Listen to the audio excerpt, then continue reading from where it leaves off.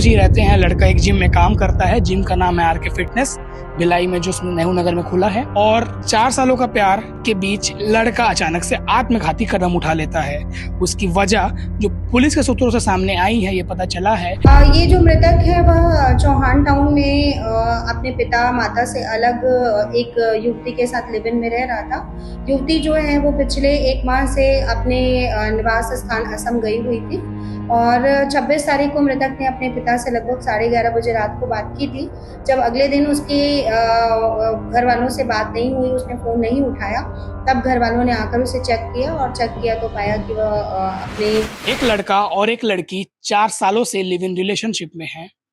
Chauhan town के G3 building के paint house में वो रहते हैं, हंसी खुशी रहते हैं। लड़का एक जिम में काम करता है, जिम का नाम है आरके फिटनेस, भिलाई में जो नेहरू नगर में खुला है।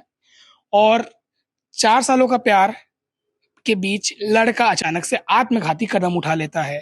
उसकी वजह जो पुलिस के सूत्रों से सामने आई है, ये पता चला है कि लड़का और लड़की चौहान टाउन के G3 बिल्डिंग में, जिस टेरिस में मैं खड़ा हूँ, यहाँ मेरे बगल में घर है, वो भी आप विजुअल में देख रहे होंगे, 21/A पेंट हाउस में दोनों रहते हैं। अचानक से लड़की अपने घर यानी कि नॉर्थ ईस्ट असम चले जाती है, जिसके बाद पुलिस के सूत्रों के अनुसार जो हमें जानकारी मिली है, शुरुआती जानकारी, कि उसके बाद लड़के ने ऐसा कदम उठाया जो कोई सोच भी नहीं सकता था। दरअसल 27 की रात 11 बजे जब लड़के के माँ बाप ने घर खोलने का प्रयास किया तो दरवाजा नहीं खुला। देख रहे होंगे विजुअल में, मास्टर लॉक टूटा हुआ है, हालांकि ताला लगा हुआ है। उसके बाद जब अंदर पहुंची पुलिस की टीम और जो कॉलोनी के जो भी मतलब मेंबर्स हैं, इलेक्टेड मेंबर्स हैं, पहुंचे तो उनके पैरों तले जमीन हिल गया। फांसी के फंदे पर 30 से 35 वर्ष के बीच एक युवक जिसका नाम विकास धने है, वो लटकता हुआ मिला। उसने अपनी जिंदगी इसलिए खत्म कर ली क्योंकि उसकी गर्लफ्रेंड जो लिव इन रिलेशनशिप में रह रहा था, वो असम चले गई छोड़ के, या कुछ और वजह थी। ये जांच का विषय है। पर यह जैसे ही हमें एक खबर मिली तो हमने सोचा ये खबर वहां से बताया जाए, उनके परिवार से बात किया जाए। पर जो जानकारी मिल रही है, उनका परिवार, उनके माता, उनके पिता जो हैं कातुल बोर्ड में नेपाली बस्ती में रहते हैं और वो लड़का अपनी गर्लफ्रेंड के साथ यहाँ पे लिव इन रिलेशनशिप में रहता था। कुछ लोगों से हमने बात किया, इस बिल्डिंग के रहवासियों से, तो उनका कहना है कि वो दोनों पति पत्नी के रूप में यहाँ रहते थे, ऊपर रहते थे, पर अचानक से, और एक हैरान करने वाली बात यह है, लड़की असम चले गई थी, लड़के ने सुसाइड किया, इसकी भनक किसी को नहीं लगी, उसकी बॉडी 1 दिन से ज्यादा यहाँ पे झूलती रही। मानिए मतलब 26 तारीख की रात को या 26 तारीख की किसी भी समय उसने ये फांसी के फंदे पर लटका अपनी जान दे दी। उसके बाद जब घर वालों ने फोन लगाया होगा, फोन नहीं लगा, तब जाकर उसके घर वाले यहाँ पहुंचे पेंट हाउस में, इसी टेरिस में। दरवाजा खटखटाया, दरवाजा नहीं खोला गया तो कॉलोनी के मेंबर्स को बुलाया गया, साथ ही पुलिस को भी बुलाया गया। स्मृति नगर चौकी से जानकारी जो मिली है हमें, कल यानी कि 27 तारीख की रात 11:30 बजे के आसपास पुलिस यहाँ पहुंची। पुलिस की उपस्थिति में दरवाजा को तोड़ा गया, खोला गया, जिसके बाद लड़का वहां पर झूलता हुआ मिला। अब आगे जांच का विषय है कि कुछ और वजह था कि अपनी लिव इन रिलेशनशिप में रहने वाली गर्लफ्रेंड के जाने से वो इतना दुखी हो गया था कि उसने ऐसा कदम उठाया, कि कुछ और भी मामला था। आपको थोड़ा सा और बता देता हूँ कि आरके फिटनेस में वो रिसेप्शनिस्ट का काम करता था, रिसेप्शन में हाल चाल देखता था और G3 फ्लैट में रहता था। और उसकी उम्र 33 साल के आसपास बताई जा रही है और बॉडी थोड़ी सी डिकम्पोज होनी शुरू हो गई थी। अब सोचिए कि कोई इतना, आज के ज़माने में लोग इतना डिप्रेस हो गए हैं, कोई छोटी-मोटी बात, कोई कर्ज़ को लेकर, कोई बदनामी को लेकर, कोई कुछ को लेकर, अगर गर्लफ्रेंड चली जाती है असम, हो सकता है उनके बीच में अनबन रही होगी, बातें ठीक से नहीं हो रही होगी, पर ये कदम उठाना कहाँ तक सही है?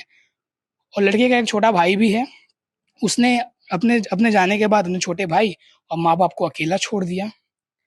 पुलिस जांच कर रही है। आज यानी कि 28 तारीख को लड़की का पोस्टमार्टम हुआ है। स्मृतिनगर पुलिस ने मर्ग कायम किया है।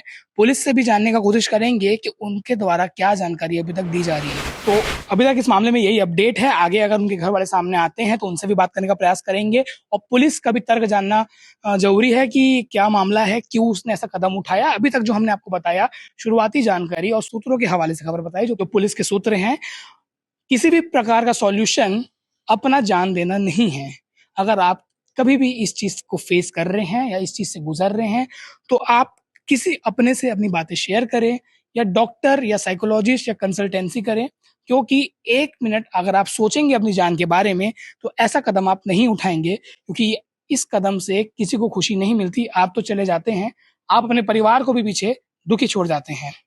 इस खबर को लेके आप क्या कहना चाहेंगे कमेंट सेक्शन में ज़रूर बताइए और आगे जो इस मामले में अपडेट आएगा आपको बताने का प्रयास करेंगे। अब तक के लिए इतना ही। मैं लाभेश घोष, धन्यवाद। चौकी स्मृति नगर में जो चौहान टाउन है वहाँ पर विकास धने पिता अजय कुमार धने उम्र 34 वर्ष इनके द्वारा फांसी लगाकर आत्महत्या करने की सूचना स्मृति नगर पुलिस को प्राप्त होने पर वहाँ पर घटनास्थल पर जाकर देखे हैं और चूंकि मृतक वहाँ पर फांसी लगाकर आत्महत्या कर लिया था, तो इसमें थाना चौकी स्मृति नगर में मर्ग पंजीबद्ध कर प्रकरण विवेचना में लिया गया है और मृतक के शव को पोस्टमार्टम के लिए भेजा गया है।